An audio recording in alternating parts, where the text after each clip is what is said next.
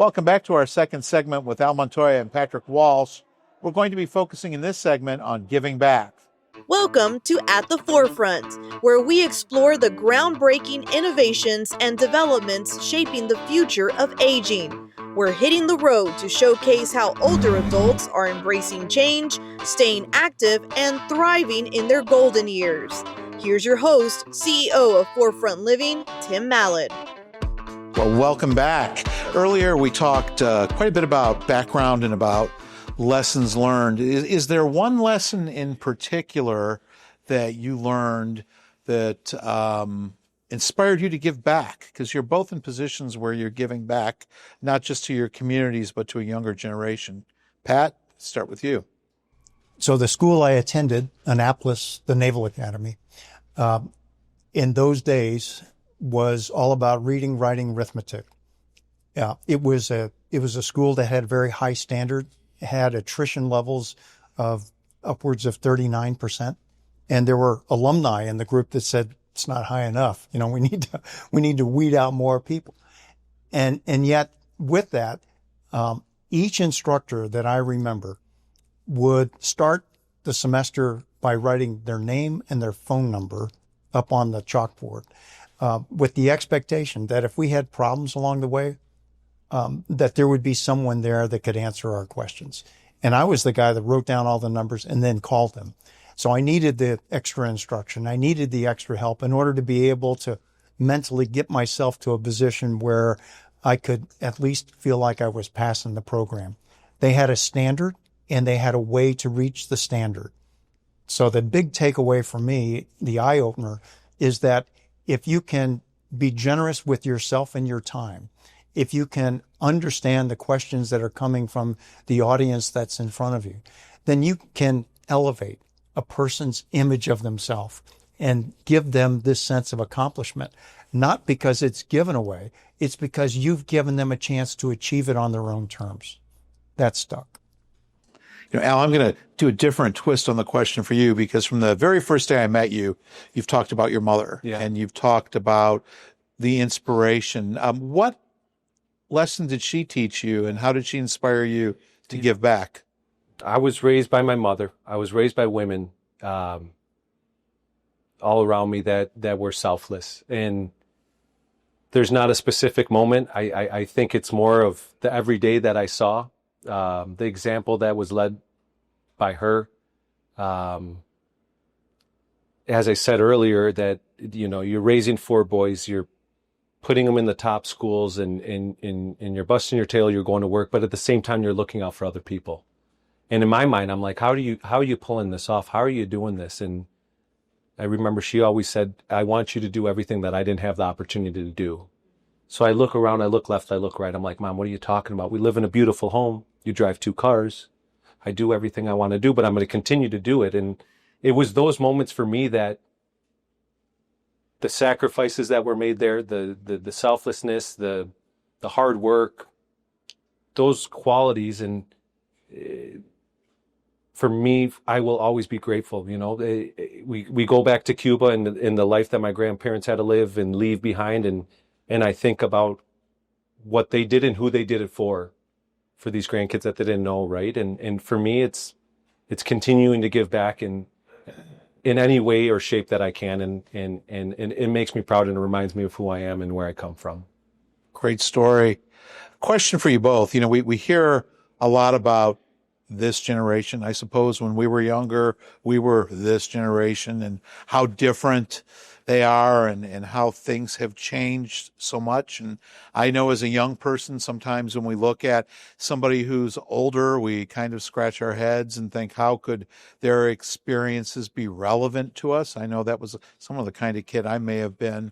How do you find that connection point? How do you become relevant with a younger generation, and a generation in many ways who's very different than we are? They're connected to social media. They have instant communication, instant gratification. How do you connect? How do you find the points?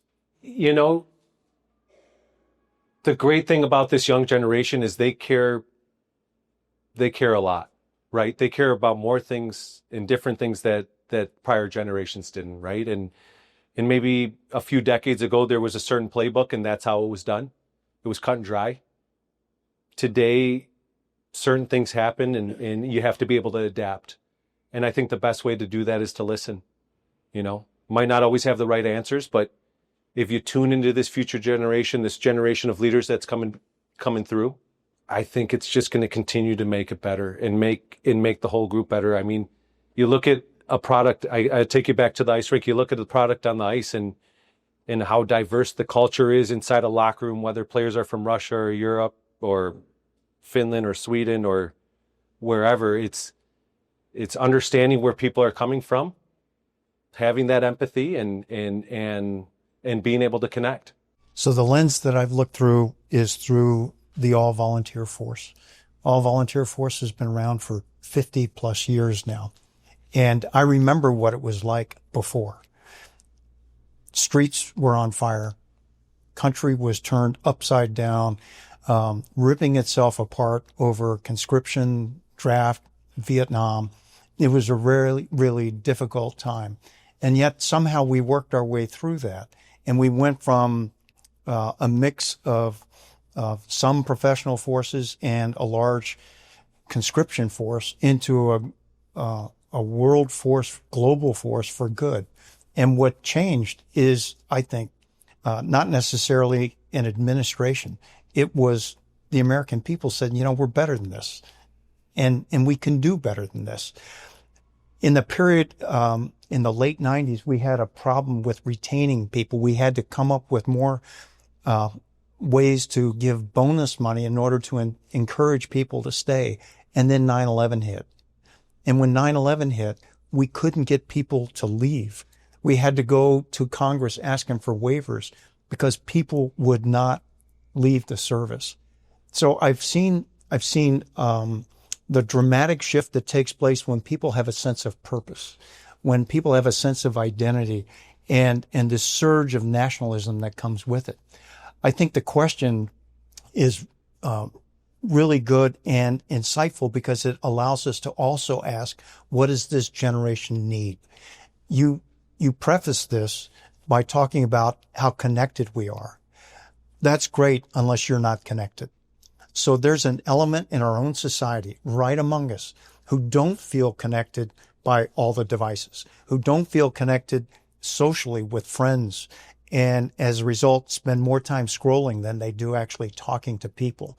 We need to find them and help them because what that means is people are not resilient because they haven't had to go through what it's like to be an athlete, to be in organized sports, to learn what happens when we fail and what it means to stand back up again and go back out there because the team depends on you.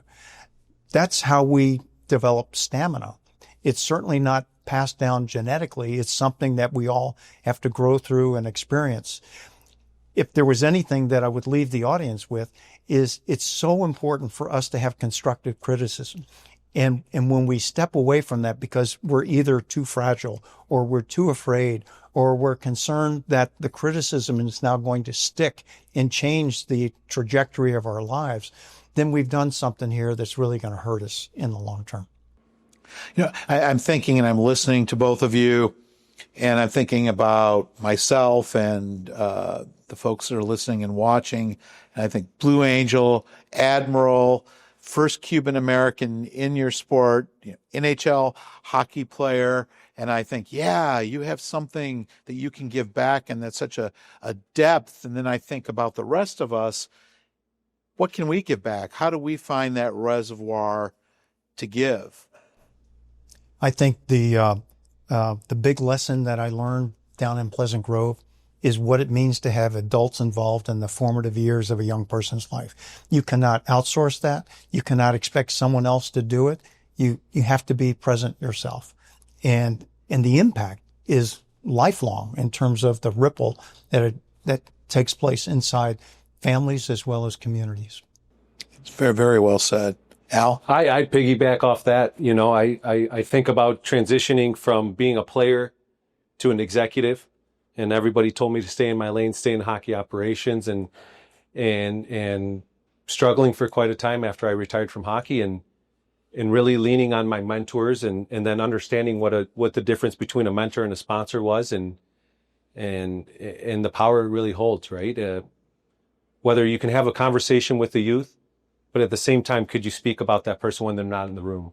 Like, how are you elevating them? How are you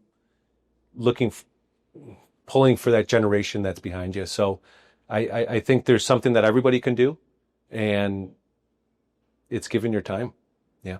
And that's the outcome, is that you elevate. Yeah. You elevate an individual's image of themselves, so they realize that they can feel confident in who they are, what they stand for, and what they can accomplish, because those opportunities are all out there. They just need to be unlocked.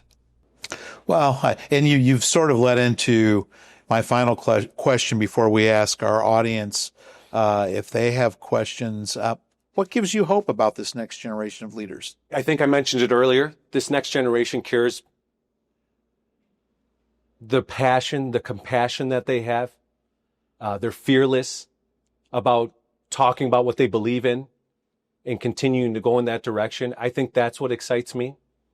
Opening doors and knocking barriers down. That's exciting for the future.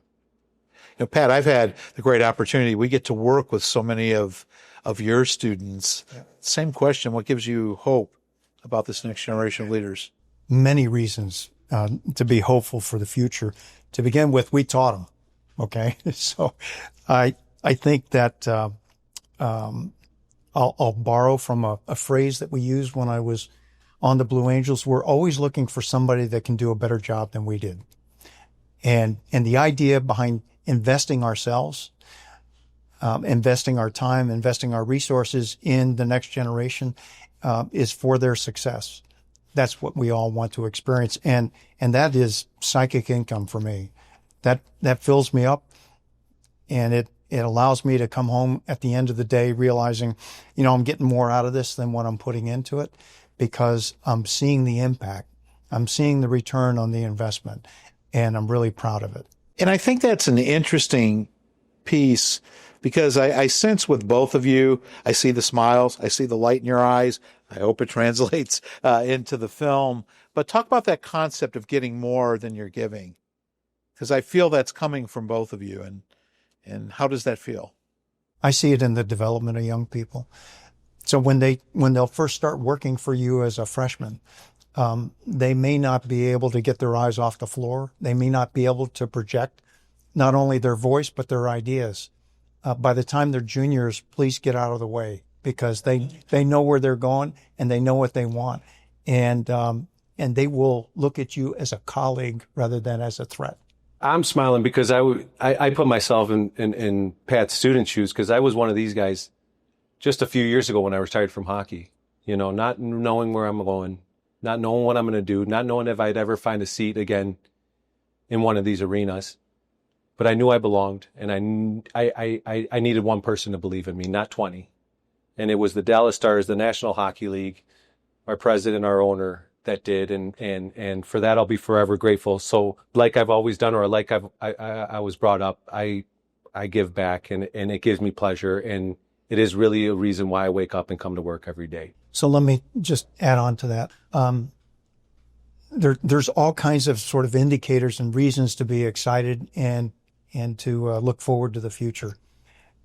As part of our annual event on the calendar, we call it Draft Day.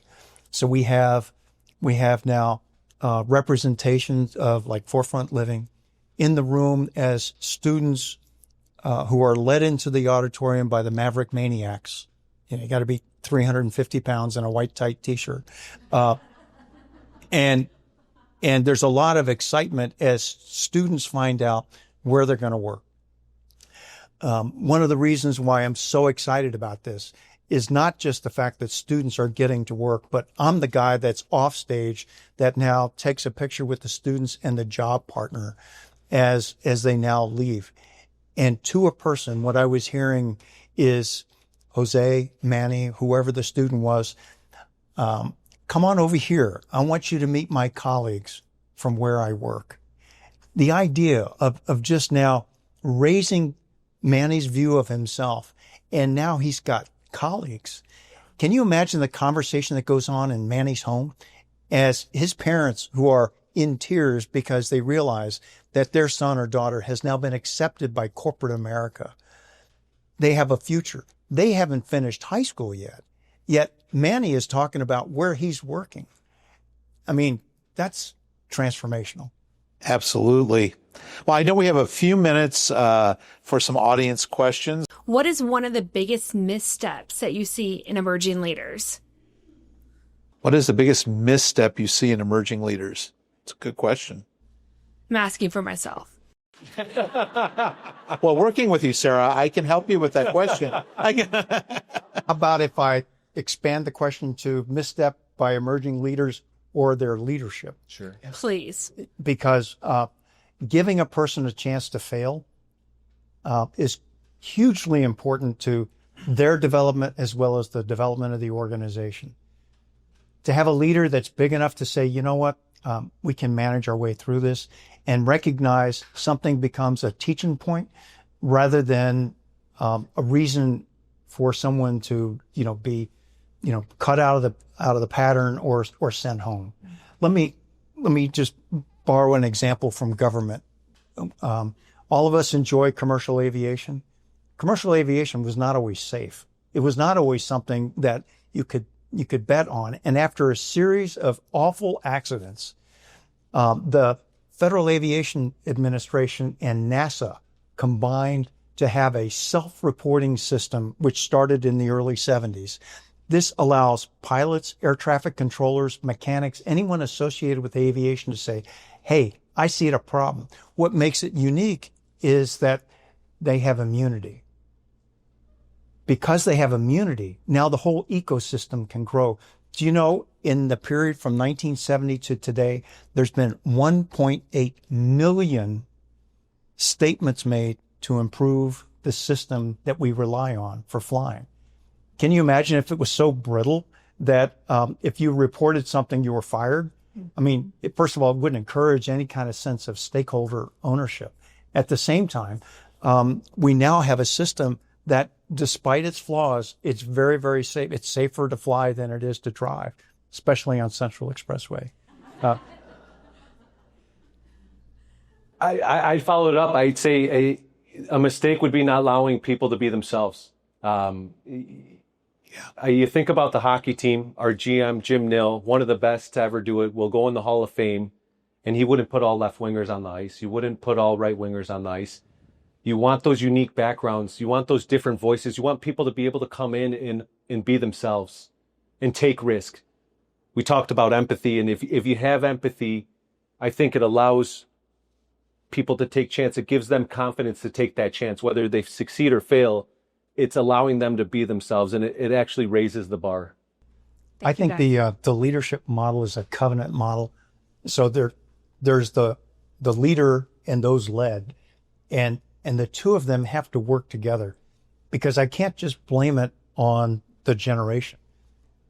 Where I came from in my previous life in the Navy, my first question is, what kind of guidance did we give? What kind of example did we offer? What kind of leaders were we, before we get really critical about those in the audience over some performance issue? Great question, great answers. Oh, this is going to be a good one. Neil. Welcome. Thank you for your wonderful comments. As someone who's had a long career, but the last 18 in higher education, the notion that the future is bright, and I respond to all those folks and those conversations I have with those who are so concerned about our future. I said the biggest problem with the future is us old folks getting in the way. So I'm glad you said we just got to get out of the way. But my question is, part of the challenge with some of this generation is, as a guilty parent, is we've created pillows for them, so when they fall, the fall is soft and comfortable, and they don't feel some of the pain that some of us have felt because our parents just pushed us out there, and you all have described that. Maybe you can describe some of the strategies or tips we might need to employ to help empower our young people to know that failing will happen and that you can overcome it. But what are the tips or things that you tell your young people on your teams to help them overcome that fear of failing and thinking that they will never recover? Thank you. So let me suggest that you aren't the only one that bought the pillows, that the institutional framework that we're in is one that issues pillows. And are the incentives there for faculty members to be directly honest and candid, that if a student is not at grade level when it comes to reading, writing, arithmetic, that they shouldn't be at the grade level, that they need to now go back and do whatever is necessary in order to be able to achieve the standard for their grade level. And yet we don't do that. In fact, it's actually a disincentive for faculty members, especially in the public school setting, to be directly honest. Former Mayor Tom Leppert used to harp on these points a lot. And one of the things that he was most disappointed in is that he would go to a public high school, remains anonymous here, and found that there was only one student in the graduating class that was ready for college. And yet the system is more inclined to move people along. So when we start to unpack all the noise associated with the generation, we find that actually the real culprits are right here in terms of our generation that has created a system where we're afraid of being candid. We're afraid of being honest. And we deter ourselves from actually delivering the message because we don't want to live with the reaction that comes out of families.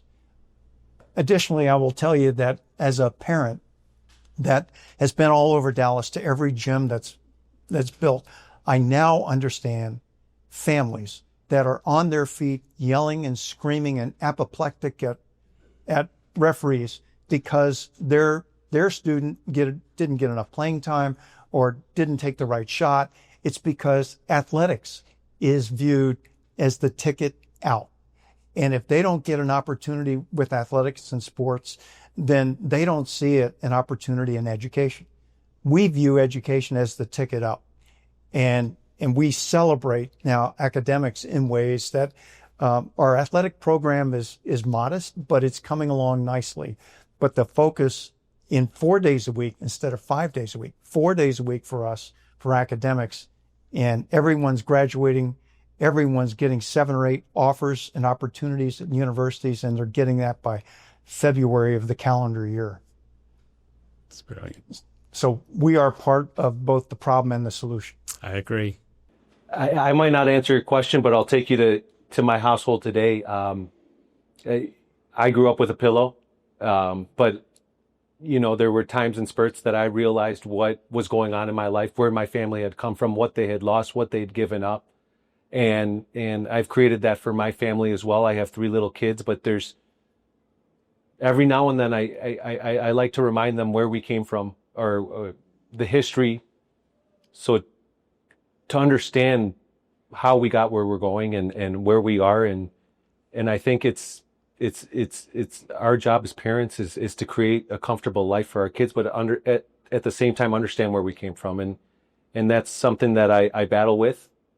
And I think my kids appreciate and understand maybe a little bit. Maybe they'll understand a little bit more as they get older. But being connected to the family, connected to the, your cousins and your grandmother, and knowing that pillow wasn't always there. And I hope I answered that. No, thank you so much. Thank you. Powerful question, powerful words. Gentlemen, thank you both for your time and for what you're doing for our community. Studio audience, for the first time, thank you for your support. Thank you for joining us at Comerica Center in Frisco, Texas. Remember to like, share, and subscribe, and we'll see you again at the forefront.